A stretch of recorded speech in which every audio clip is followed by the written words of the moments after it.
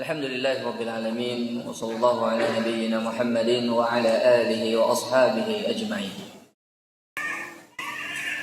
Ma'asyiral hadirin, ikhwan wa akhwat azakumullah. Kembali kita bertemu pada kesempatan kali ini ya, melanjutkan kajian kita masih seputar salat. Insyaallah pada bab kali ini kita akan membahas tentang sifat sholat jenazah.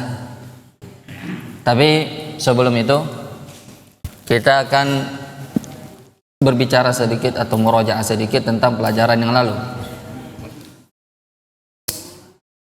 Semangat jantung ini murojaah. Semangat jadi. Kalau antum semangat, ana juga semangat.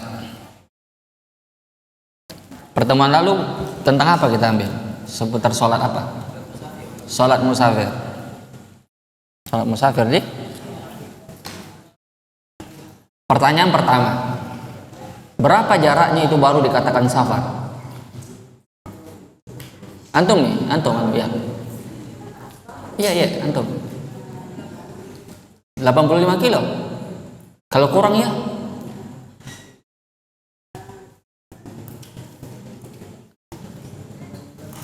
Kalau kurang boleh dianggap itu sebagai safar apa tidak?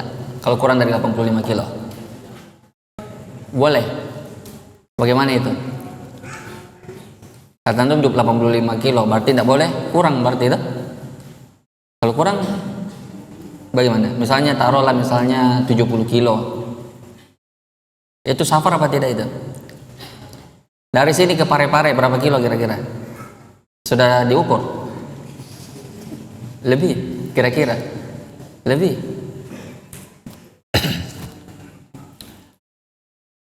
Pendapat yang antum pakai, yang antum jawab itu pendapat kebanyakan ulama, standarnya 85 kilo. Tapi pendapat yang lebih rajih itu kembalikan kepada kebiasaan, toh. Ingat je, kebiasaan masyarakat setempat, al-urf. Kalau masyarakat menganggapnya itu safar, maka itu terhitung safar walaupun tidak sampai 85 kilo. Tapi kalau sampai 85 kilo atau lebih itu sudah tidak diragukan bahwa itu adalah safar. Itu jelas itu safar. Tapi kalau kurang dari itu, kalau masyarakat menganggapnya safar, maka itu tetap dianggap apa? Safar. Ngerti itu? Ya. Oh, ini.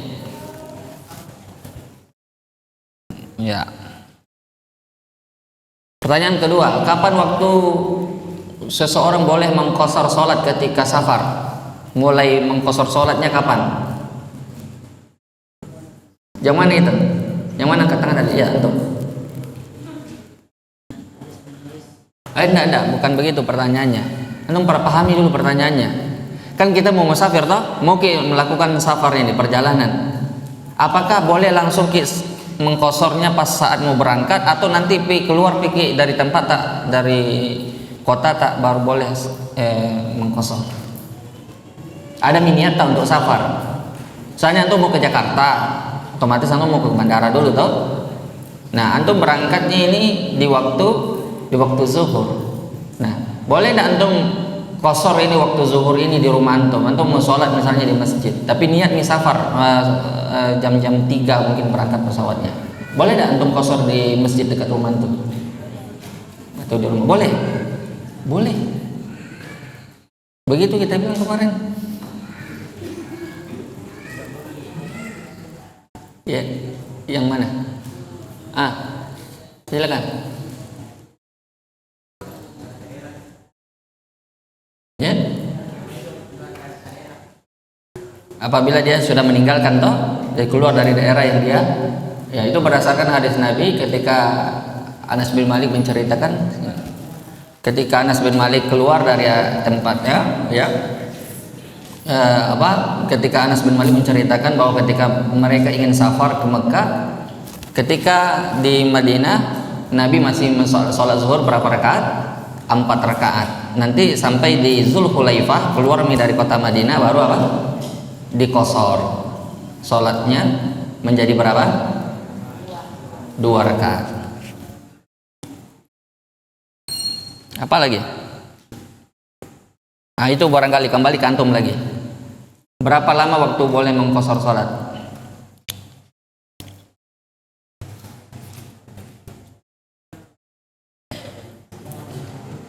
Selamanya?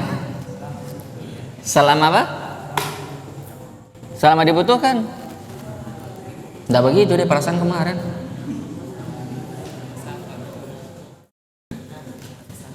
Nah, antum kembali yang tadi yang antum jawab pertama itu sudah mendekati jawabannya.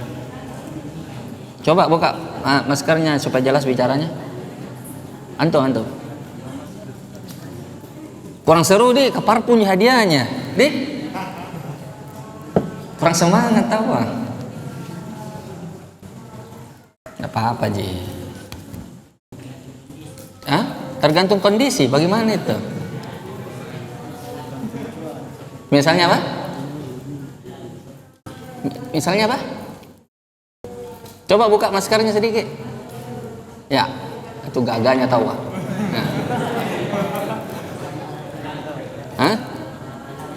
ah. Misalnya pelaut, berarti dia dalam kondisi safar terus menerus. Berarti kapan dia boleh mengqashar? Selama dia safar, walaupun seumur hidupnya, toh. Jadi sepanjang dia statusnya musafir, maka dia boleh mengqashar kapanpun, toh. Itu satu. Terus kalau dia berobat misalnya ke suatu tempat, tapi tidak tentu berapa hari dia berobat di situ. Berapa hari dia boleh mengqashar?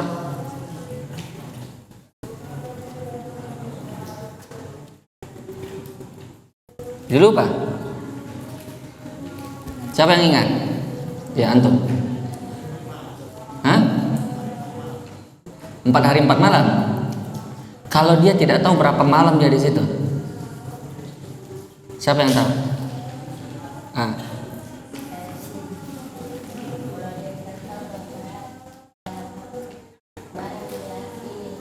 Menginap di situ berapa hari bolehnya?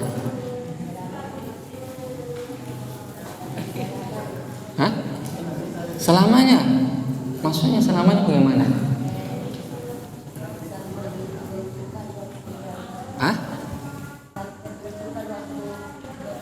Oh, sampai dia selesai. Sini tuh. Masya Allah. Tahu lah. Paham tahu adik? Mas muka? Suka. Min aina anta? Min Maluku.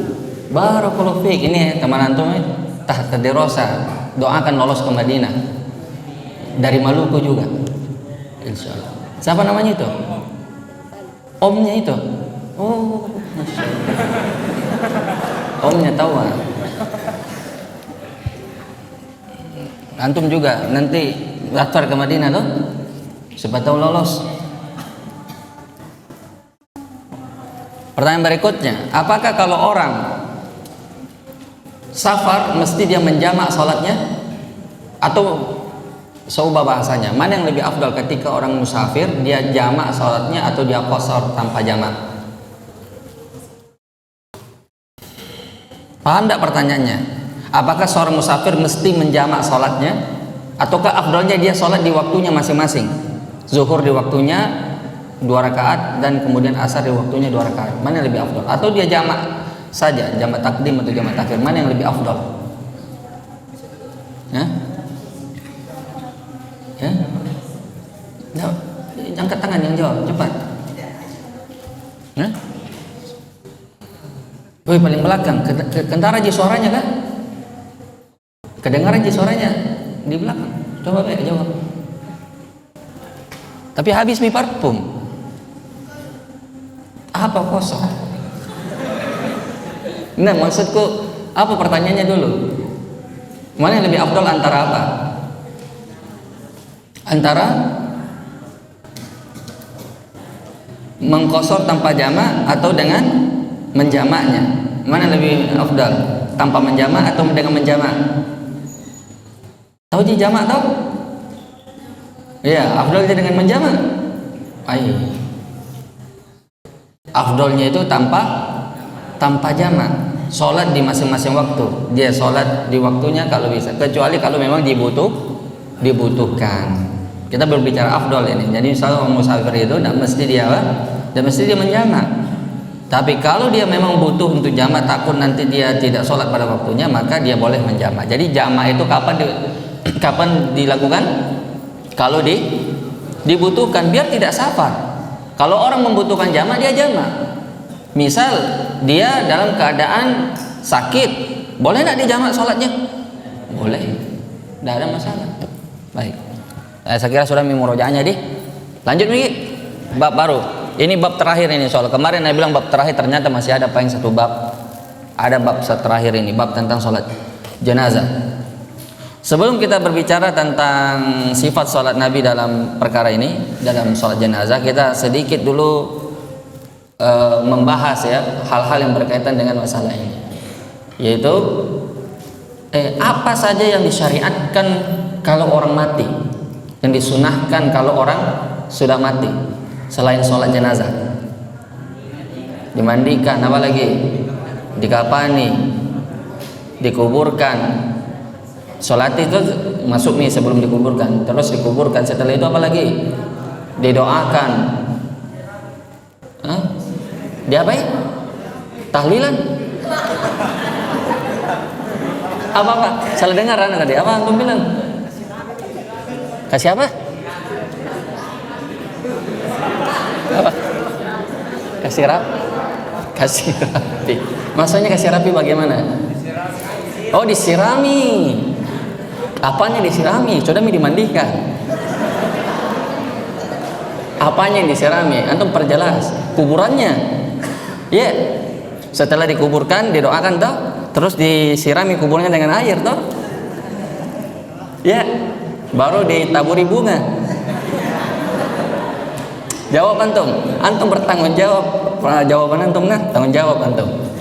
Betul tidak? Setelah disirami air satu botol, terus ditaburi bunga-bunga toh. Supaya apa itu? Supaya diringankan anunya toh, siksa kuburnya. Cocok mi? Pernah toh Nabi toh tancapkan pelepah korma toh? Cocok? Pernah Nabi lewat dua kuburan yang dua-duanya ini sedang disiksa. Satu disiksa karena tidak menjaga percikan air kencing, satunya lagi disiksa karena namimah, adu domba, berkelahi orang gara-gara dia. Itu orang menganggap itu dosa kecil, padahal itu banyak menyebabkan orang jatuh kepada siksa kubur. Nah, Nabi menancapkan pelepah korma, toh di situ. Nah, lalu Nabi mengatakan dua penghuni kubur ini sedang disiksa, dan mereka disiksa bukan karena perkara yang dianggap besar, perkara yang mereka anggap sepele, dan mereka akan ringan siksaannya selama apa? Selama korma ini masih basah. Nah, jadi ini dalil dijadikan oleh orang boleh apa? Menaburkan bunga dan menyirami air. Tapi sudah betul ke itu? Betul nih itu? Kenapa bisa tidak? Ada tahu dalilnya? Dalilnya benar dulu apa tidak? Kan ada kaidahnya itu, sihhatul adillah la tadullu ala sihhatul istidlal toh. Dalil sahih belum tentu cara memahami dalil juga sahih. Nah, sekarang perkara dalilnya dulu, sahih apa tidak sahih dalilnya? Dalilnya sahih. Tapi cara memahami dalilnya sahih apa tidak sahih? Tidak sahih. Yang mana yang bilang tadi itu sirami? Antum dihujat sama teman-teman antum, dibilang tidak benar, Beng. Bagaimana itu jawabannya? Di mana tahu salahnya? Kan di Indonesia tidak ada pelepah korma tuh, diganti mami dengan bunga. Cocok nih? Pelepah kelapa, mirip nih. Begini, itu syafaat dari Nabi SAW merupakan kekhususan beliau. Itu pertama. Itu tidak pernah dilakukan oleh sahabat. Toh? Itu yang pertama itu. Itu kekhususan siapa? Kekhususan Nabi. Yang kedua, itu adalah perkara gaib. Orang disiksa di kuburnya itu perkara gaib. Tidak ada yang tahu selain Allah. Dan Allah memberitahu waktu itu kepada nabinya. Makanya Nabi tahu. Kalau tidak dikasih tahu, Nabi juga tidak tahu. Nah, pertanyaannya, apakah orang yang naruh bunga itu dengan harapan orang itu diringankan, itu sedang disiksa? Itu orang di kubur itu gimana itu? Itu kan tidak ditahu di dalam itu sedang disiksa atau sedang dapat nikmat. Kan itu perkara gaib. Dan yang ketiga, itu kebiasaannya orang-orang non-Islam. Di Mesir, orang Kristen Ortodoks itu melakukan tradisi itu. Maka tidak boleh kita menirunya toh. Nah, makanya itu tidak ada ajaran Islam seperti itu. Maka tidak ada namanya menabur bunga atau menyirami ayat. Baik, apalagi selain setelah hidup kubur, apa lagi biasanya orang lakukan? Tahlilan. Ya toh? Apa? Tahlilan toh? Apa itu tahlilan? Baca la ilaha illallah tahlil toh? Tapi bukan itu yang dimaksud. Kalau tahlil itu bagus. Ucapan afdhal zikir itu. Ucapan la ilaha illallah man kana akhir kalami la ilaha illallah dakhala jannah toh?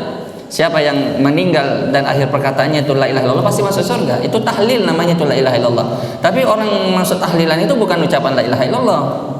Tapi tradisi menikah menuju 14, 21 bahkan sampai 40 ya, sampai 100 bahkan sampai 1000. Pertanyaannya, itu disyariatkan dalam agama kita apa tidak?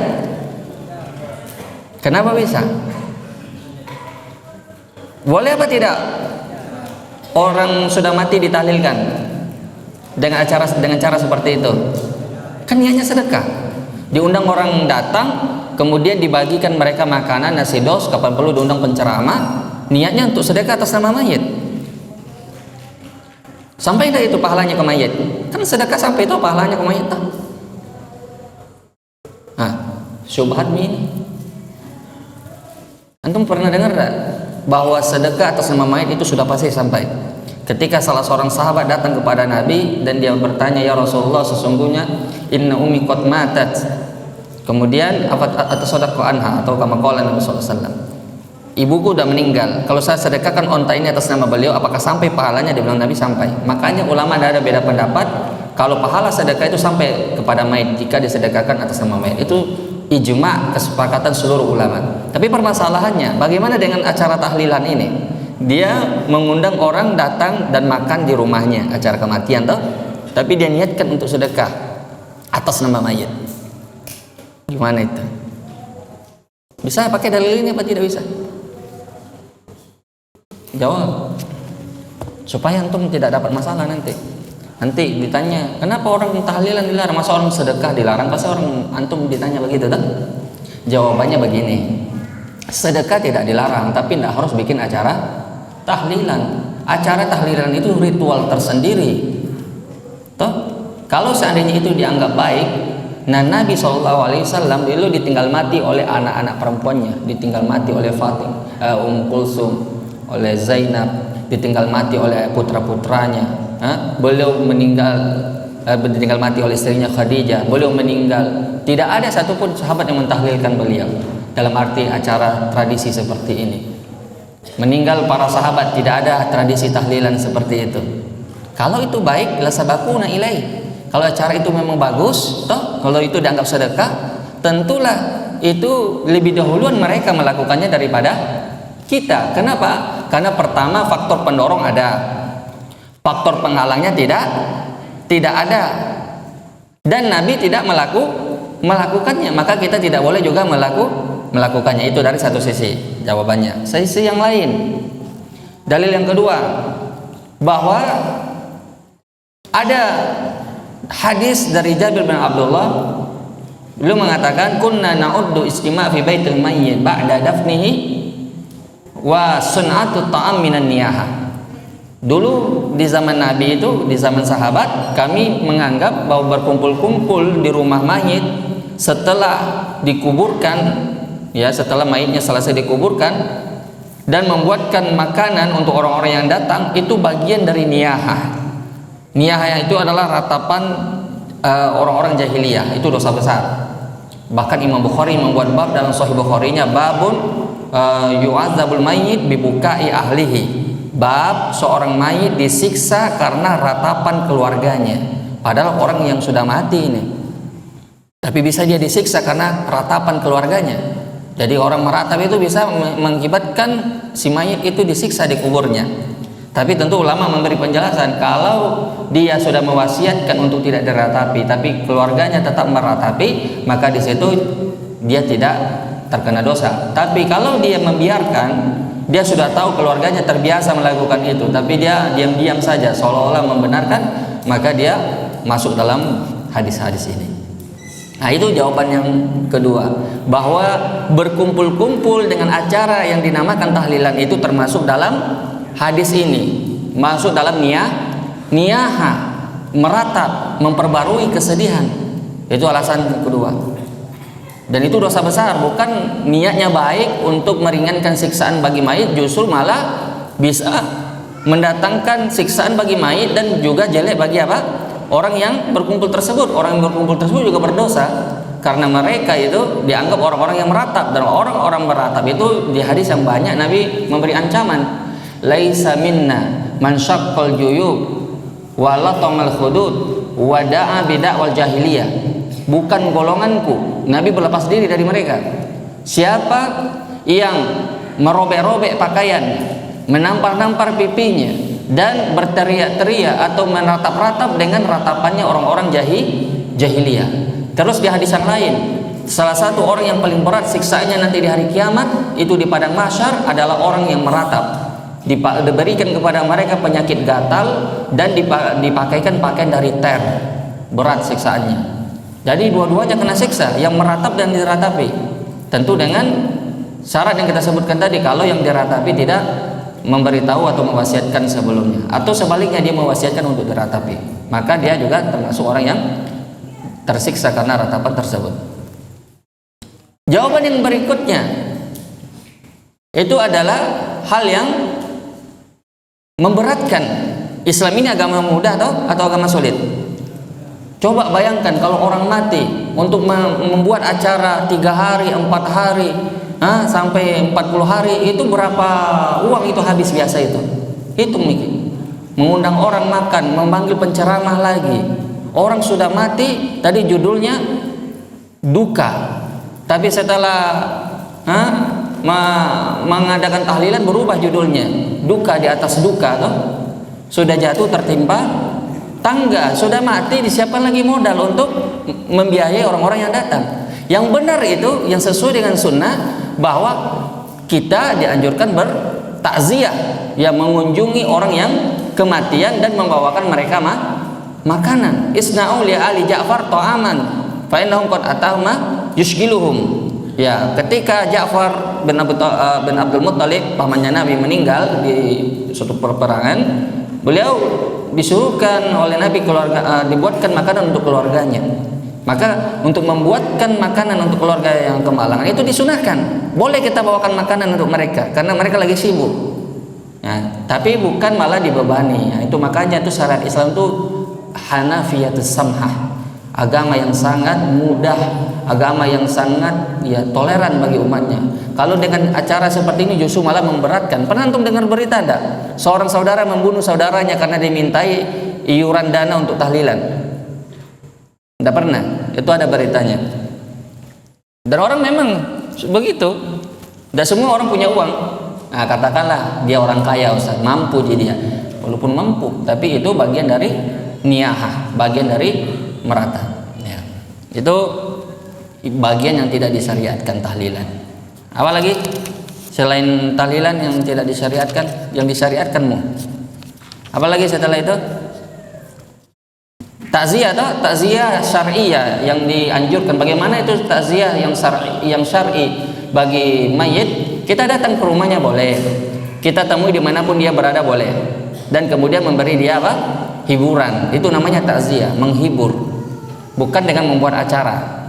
Nah, baik, kita akan berbicara sedikit tentang masalah seputar sifat sholat jenazah yang berkaitan dengannya ya. Ini agak lumayan banyak fikihnya ya.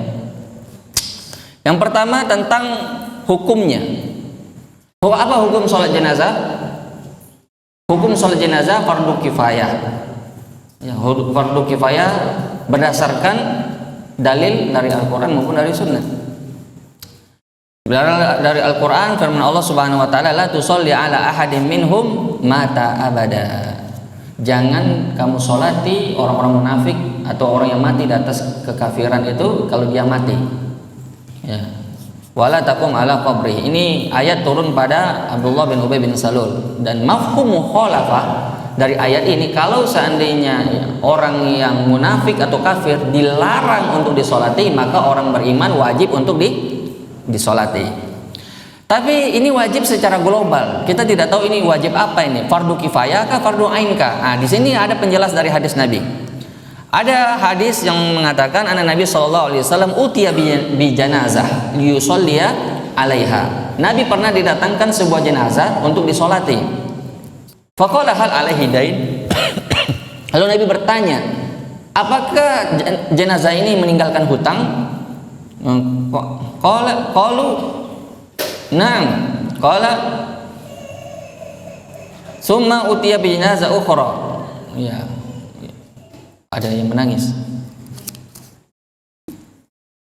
Ternyata jenazah ini punya hutang. Nabi mengatakan sallu ala sahibikum. Salati sendiri saudara kalian ini. Artinya Nabi tidak mau solati. Qala Abu Qatadah alayya dainu, ya Rasulullah, saya yang menanggung hutangnya, saya yang bayar. Dibilang Nabi SAW, fasalla, lalu Nabi pun mensolatinya. Di sini dipahami, andaikan tadi kata-kata sallu ala sahibikum, solati jenazah kalian, andaikan Nabi tidak mensolatinya, maka itu sah-sah saja. Nabi tidak berdosa. Kenapa? Karena hukumnya fardu kifayah. Apa itu artinya fardu kifayah? Apabila dilakukan oleh sekelompok orang, maka gugur bagi yang lainnya. Andai kata Nabi tidak ikut sholat jenazah, itu tidak ada masalah bagi Nabi, karena hukumnya fardu kifayah. Di sini diambil hukum tersebut. Salawat nih. Kita baru masukin pembukaan. Masa bersambung lagi pertemuan berikutnya? Enggak, kita selesaikan insyaallah. Baik, sekarang kita berbicara keutamaan sholat jenazah. Apa keutamaannya? Man syahidal janazata hatta yusolli alaiha falahu qirat. Siapa yang menyaksikan jenazah sampai menyolatinya, maka dia mendapatkan 1 qirat. Berapa itu 1 qirat?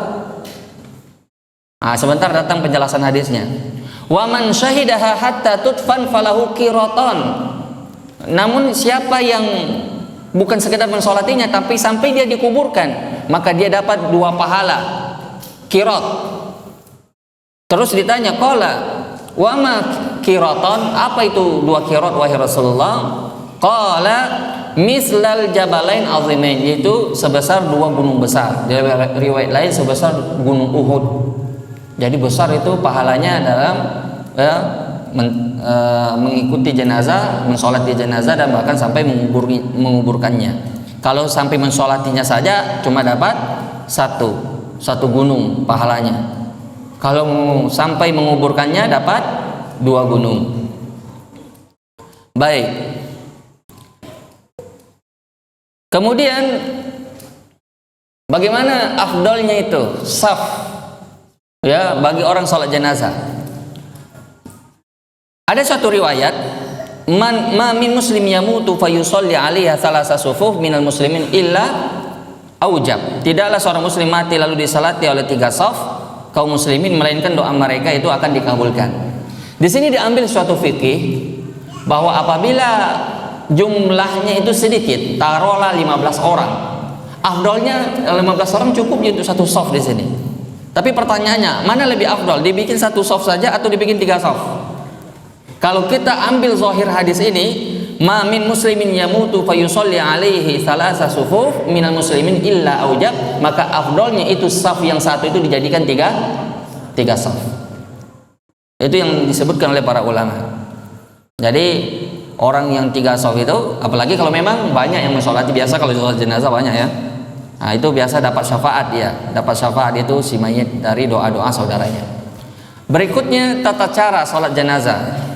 Ini agak sedikit kita rinci ya. Pertama rukunnya dulu. Rukun sholat jenazah itu ada 7. Yang pertama berdiri, tentu bagi yang mampu ya. Yang kedua 4 kali takbir. Yang ketiga membaca Al-Fatihah. Yang keempat yaitu berselawat kepada Nabi. Yang kelima mendoakan mayit. Yang keenam salam. Yang ketujuh berturut-turut ya, tertib. Saya ulangi, berdiri 4 kali takbir, baca Al-Fatihah, bersalawat, mendoakan mayit, kemudian salam. Setelah itu dia berturut-turut. Itu rukun. Nah, kita rinci sekarang rukun tersebut. Tata caranya. Pertama orang niat dulu. Bagaimana cara niat kalau orang mau sholat jenazah? Usolli fardal maiti arba'a takbiratin ma'muman lillahi ta'ala. Benar itu? Atau usolli fardul maitati kalau perempuan arba'a takbiratin ma'muman lillahi ta'ala. Benar apa tidak? Apa yang salah tahu? Apa yang salah? Sudah benar nih lafaznya tuh? Lafaz G-nya sudah benar apa salah? Lafaznya sudah salah apa masih perlu diperbaiki? Sudah benar apa masih perlu diperbaiki? Lafaz niat itu tidak disebutkan di dalam hadis-hadis Nabi. Satupun riwayat tidak menyebutkan apa? Lafaz niat, baik niat puasa, niat sholat dan yang lainnya. Maka yang benarnya itu tanpa diucapkanlah lafaznya. Paham tuh? Nah, jadi tidak ada namanya usoli-usolian, tidak ada namanya nawaitu-nawaituan. Itu tidak ada satupun di dalam kitab-kitab fikihnya para ulama mazhab yang 4. Kalau ada yang temukan, silahkan datangkan. Tidak akan ketemu. Itu cuma pendapat sebagian ulama belakangan dari mazhab Syafi'iyah, ya, yang kemudian dibantah juga oleh Imam An-Nawawi dengan bantahan yang sangat bagus. Imam Nawawi maklum mazhabnya mazhab Syafi'i. Jadi sesama mazhab Syafi'i ini juga tidak sepakat ternyata. Karena dia meluruskan pemahamannya terhadap perkataan Imam Syafi'i yang membolehkan katanya melafazkan niat. Maka tidak ada namanya nawaitu-nawaituan atau usoli-usolian, tidak ada yang seperti itu. Karena Nabi SAW mengatakan innamal a'malu binniyat, dan namanya niat itu letaknya di mana? Di dalam hati. Niat itu nawa yanwi niyatan. Dia berasal dari biji korma yang paling dalam. Letaknya itu di dalam, tidak ada di luar, ya. Tidak ada bukan amalan lidah. Jadi kalau orang meletakkan niat itu di bagian amalan lidah, bagi dia adalah keliru. Karena niat itu adalah amalan hati. Baiklah, ada pertanyaan. Mau azan orang nih? Berapa menit lagi azan?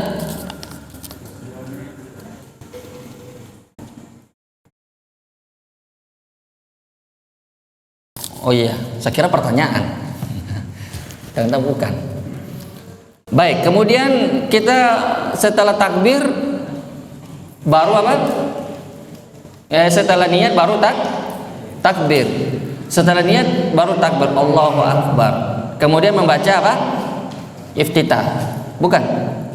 Perlu tidak baca iftitah orang kalau sholat jenazah? Tidak perlu. Maka tidak disunahkan membaca iftitah. Tidak ada tuntunannya dari Nabi. Yang ada cuma membaca Al-Fatihah. Tidak membaca iftitah sebelumnya dan tidak membaca ayat setelahnya. Setelah Al-Fatihah, takbir ketiga membaca apa? Sholawat. Ya, sholawatnya terserah. Mau sholawat Ibrahimiyah boleh. Allahumma sholli ala Muhammad wa ala ali Muhammad kama shallaita ala Ibrahim wa ala ali Ibrahim wa barik ala Muhammad wa ala ali Muhammad kama barakta ala Ibrahim wa ala ali Ibrahim fil alamin innaka Hamidum Majid. Terus takbir ketiga apa? Takbir ketiga apa? Doa atas mayit, yaitu doa yang sifatnya bebas, tapi afdolnya yang berasal dari Nabi. Tidak dibatasi doanya. Bisa kita bilang Allahumma fir lahu, Allahumma adkhilhul jannah, Allahumma askinhu jannatakal firdaus. Terserah mau baca doa apapun untuk mayit. Tapi afdolnya doa yang ma'thur tentunya dari Nabi sallallahu alaihi wasallam.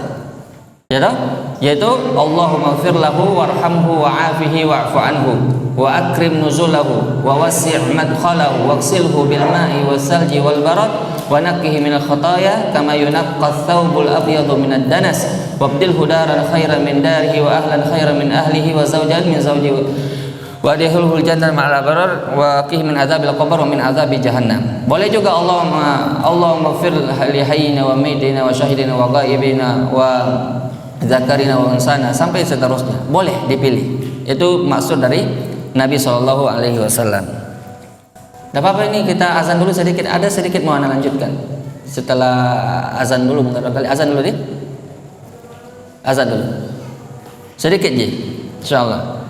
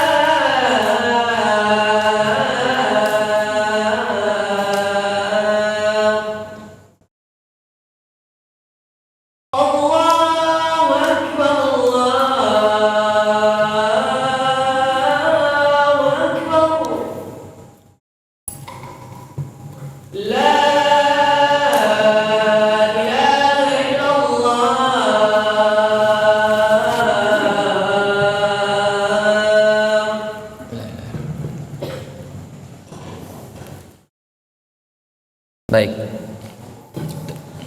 Ternyata ini ya, ada kegiatan badal isya. Tidak apa-apa je, tambah sedikit deh. Sedikit. Tadi pertama, takbir pertama kita baca Al-Fatihah. Ini rukun apa tidak ini kalau dalam sholat jenazah? Ulama beda pendapat. Ada yang mengatakan bukan rukun, ada yang mengatakan rukun. Jadi karena sholat jenazah hukum asalnya itu adalah doa, maka dia bilang itu boleh dibaca, boleh tidak, itu sunnah saja. Tapi ada yang mengatakan rukun. Terus yang kedua bisa selawat. Yang takbir ketiga dibaca doa. Terserah kita mau pilih doa yang panjang, yang pendek. Doa yang afdolnya adalah doa yang berasal dari Nabi. Terus takbir yang keempat yaitu berhenti sejenak. Kata Allahu Akbar, kemudian dia berhenti sejenak, toh langsung salam. Atau Allahu Akbar, dia baca doa lagi sama seperti di takbir ketiga tapi lebih pendek. Terserah doanya, Allahumma la tahrimna ajrahu wa la taftinna ba'dahu waghfir lana wa lahu. Sudah. Terus setelah itu apa? Salam. Dan ini pun beda pendapat di kalangan ulama. Apakah salamnya dua kali, Assalamualaikum warahmatullah, Assalamualaikum warahmatullah, atau cukup dengan satu kali saja, Assalamualaikum warahmatullah. Kalau menurut pendapatnya mazhab Syafi'i, kebanyakan mayoritas di negara kita itu dua kali salamnya, Assalamualaikum warahmatullah, Assalamualaikum warahmatullah. Kias dengan apa? Kias dengan sholat 5 waktu atau dengan sholat pada umumnya, itu dua kali salam, dikiaskan dengan itu. Tapi pendapat ini nampaknya lemah. Kenapa?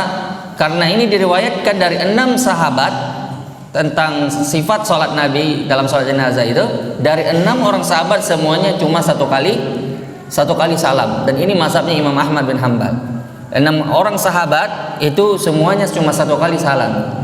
Diriwayatkan dari seorang tabi'in yaitu Ibrahim An-Nakhai itu 2 kali salam. Nah ini yang dipegang oleh juga mazhabnya Imam Syafi'i.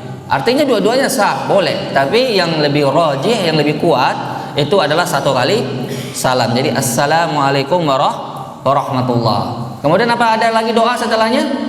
Tidak ada satupun riwayat ya menunjukkan ada doa setelah selesai salam. Makanya yang kebanyakan kita jumpai di masjid-masjid pada umumnya kita tidak temukan dalilnya yang melakukan doa setelah selesai salam. Kemudian permasalahan berikutnya adalah bagaimana kalau seorang makmumnya masbuh? Bagaimana caranya? Misalnya dia dapatkan imamnya di takbir ketiga, apakah dia wajib mengkodoknya atau tidak wajib? Misalnya dia dapatkan di takbir ketiga pas imam baca doa, terus dia ikut imam di takbir ketiga, terus di takbir keempat selesai imam salam. Apakah dia salam juga bersama imam atau dia mengkodoknya? Ulama beda pada pendapat, dua mazhab. Mazhab pertama itu wajib dikodok. Dia memposisikan takbir itu dengan rakaat setiap sholat. Jadi kalau dia tidak kodok maka tidak sah sholat jenazahnya. Tapi itu pendapat mayoritas ulama mazhab. Pendapatnya Imam Malik, Imam Abu Hanifah, Imam Syafi'i. Adapun mazhabnya Imam Ahmad mengatakan itu sunnah di hukumnya itu mengkodok. Artinya kalau dia dapatkan imam di takbir ketiga, kemudian di takbir keempat imam salam, dia ikut salam juga boleh. Sunnah di hukumnya mengkodok. Tapi kalau dia kodok juga lebih afdol. Tapi dibilang Imam Ahmad wala ubali, dia kodok atau tidak kodok tidak ada masalah bagi saya, kata beliau. Artinya bahwa Imam Ahmad ini memposisikan sholat jenazah itu sebagai doa. Jadi dia tidak seperti pada sholat yang pada umumnya. Kalau sholat pada umumnya kan rakaatnya harus dikodok. Kalau tidak dikodok tidak sah sholat kita. Tapi ini beda sholat jenazah dengan sholat pada umumnya. Dia tidak ada rukuknya, dia tidak ada sujudnya. Kan beda toh dengan sholat yang pada umumnya. Makanya tidak bisa dikiaskan karena beberapa perbedaan. Nah, sudah Mi? Ada pertanyaan seputar sholat jenazah atau tidak ada? Silakan kalau ada. Ya, tanya Mi. Ya. Apakah dianjurkan qomat sebelum sholat jenazah? Tidak ada riwayat satupun ya qomat sebelum sholat jenazah. Yang ada cuma ada tanbih, namanya tanbih ya, peringatan, bukan qomat istilahnya. As-sholatu alal maiti kalau laki-laki atau alal maitati bagi perempuan rahimakumullah. Nah, itu yang disunahkan dibaca. Sama seperti orang mau sholat id, sholat itu tidak ada komahnya. Atau seperti orang mau sholat tarawih, tidak ada komahnya. Ada lagi?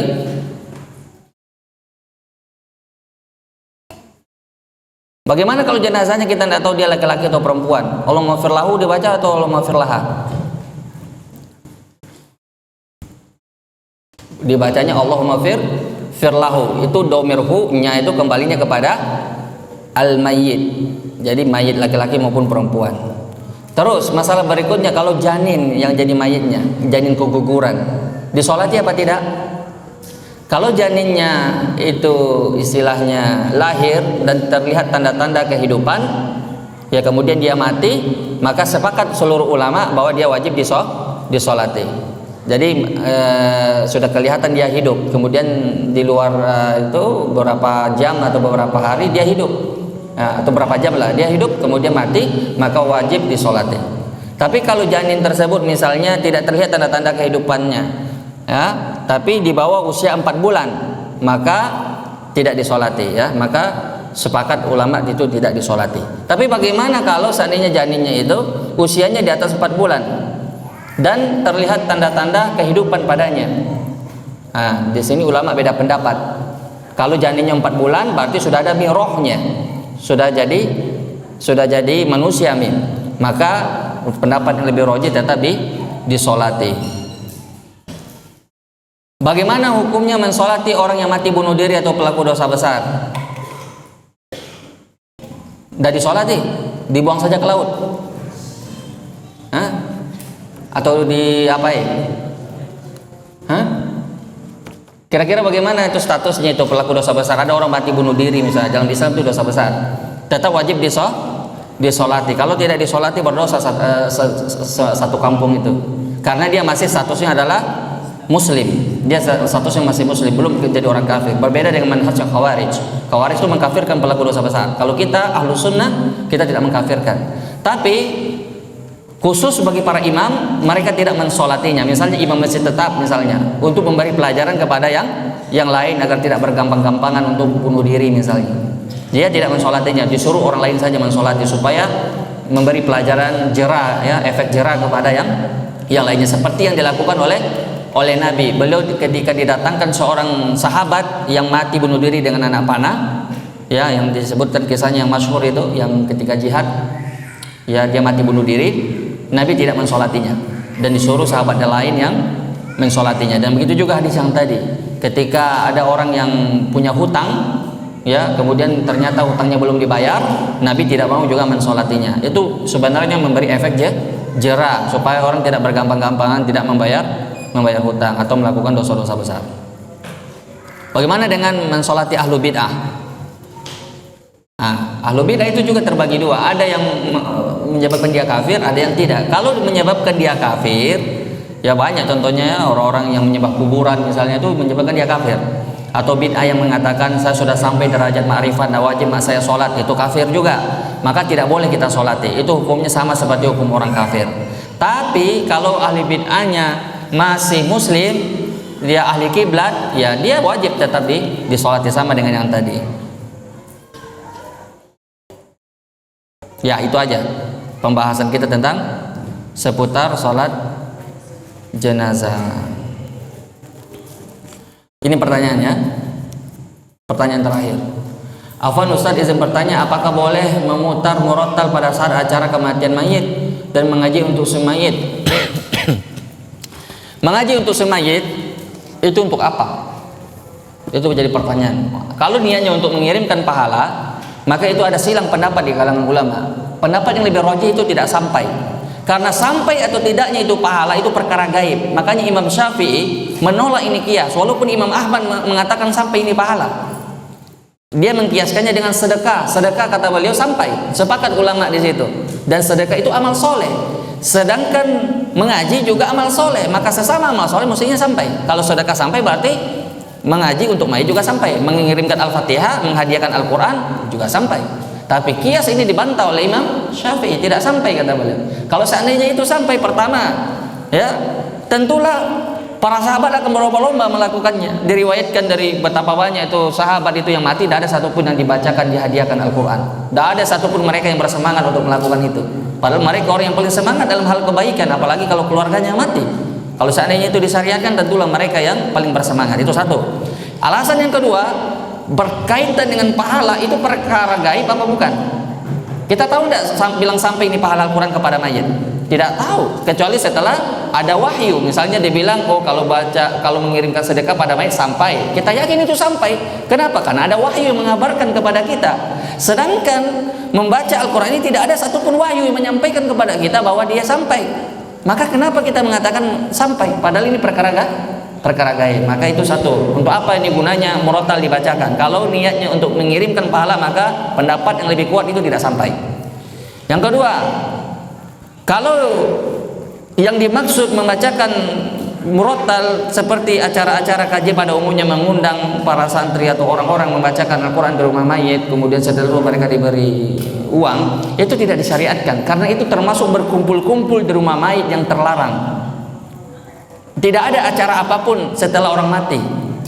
Kalau ada orang keluarga datang dari jauh untuk bertakziah, berbelasungkawa dan menyebabkan terjadinya perkumpulan, maka itu boleh, itu bentuk keringanan. Karena tujuan awalnya bukan untuk berkumpul-kumpul, tapi untuk bertakziah. Tapi kalau sengaja membuat perkumpulan, ini yang diingkari oleh para ulama. Ini adalah bid'ah sayyi'ah. Satupun ulama mazhab Syafi'i tidak ada yang membolehkan acara-acara berkumpul seperti ini. Berdasarkan hadis yang sangat tegas dari Nabi, kunna na'uddu ijtima' fi baitil mayit ba'da dafnihi. Jelas hadisnya. Kami menghitung berkumpul-kumpul di rumah mayit setelah dia dikuburkan itu bagian dari meratap. Maka sangat sorry hadisnya mengatakan hal tersebut. Maka kalau ada tradisi yang bertentangan dengan hadis, mana yang lebih dahulukan? Tradisi apa hadis Nabi? Jelas hadis Nabi. Dan ini masalahnya yang kita hadapi di masyarakat kita. Ketika tradisi bertentangan dengan hadis Nabi, maka mereka lebih dahulukan tradisi. Kata-kata mereka tradisi sudah dari turun temurun. Makanya tidak gampang untuk mengubah tradisi ini karena sudah diwariskan secara turun temurun. Wallahu taala alam. Barangkali itu yang bisa kita sampaikan, mudah-mudahan bermanfaat. Subhanallah bihamdika asyhadu an la ilaha illa anta astaghfiruka wa atubu ilaik. Assalamualaikum warahmatullahi wabarakatuh.